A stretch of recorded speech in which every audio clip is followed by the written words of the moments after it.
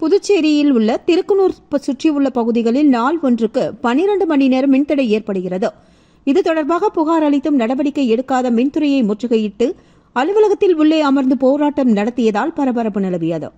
புதுச்சேரி கிராம பகுதிகளான திருக்குனூர், மண்ணாடிப்பட்டு, சொல்லிப்பட்டு, சோரப்பட்டு, வாதானூர் உட்பட 10க்கும் மேற்பட்ட கிராமங்களில் அறிவிக்கப்படாமல் நாள் ஒன்றிற்கு 12 மணி நேரம் மின்தடை ஏற்பட்டு வருகிறது என்றும், இதனால் அப்பகுதி மக்கள் கடுமையான சிரமத்திற்கு ஆளாகியுள்ளதுடன் கடுமையான குடிநீர் பற்றாக்குறை நிலவி வருகிறது. இதேபோன்று தொடர் மின்வெட்டு காரணமாக விவசாயம் செய்ய முடியாமல் விவசாயிகளும் கடுமையான அவதிக்கு ஆளாகியுள்ளனர். இதுகுறித்து திருக்குனூர் மின்துறை அலுவலகத்திற்கு அப்பகுதி மக்கள் புகார் அளித்தும் புகாரின் மீது இதுநாள் வரை எந்தவித நடவடிக்கையும் எடுக்கப்படவில்லை என்று கூறப்படுகிறது. இந்நிலையில் திருக்குனூர் மற்றும் அதனை சுற்றியுள்ள பகுதிகளைச் சேர்ந்த மக்கள் ஒன்று திரண்டு திருக்குனூர் மின்துறை அலுவலகத்தை முற்றுகையிட்டனர். காலை 10 மணிக்கு மேல் வரை அலுவலகத்திற்கு ஊழியர்கள் யாரும் பணிக்கு வராததால் உள்ளே சென்ற பொதுமக்கள் நாற்காலியில் அமர்ந்து தங்கள் எதிர்ப்பை தெரிவித்தனர்.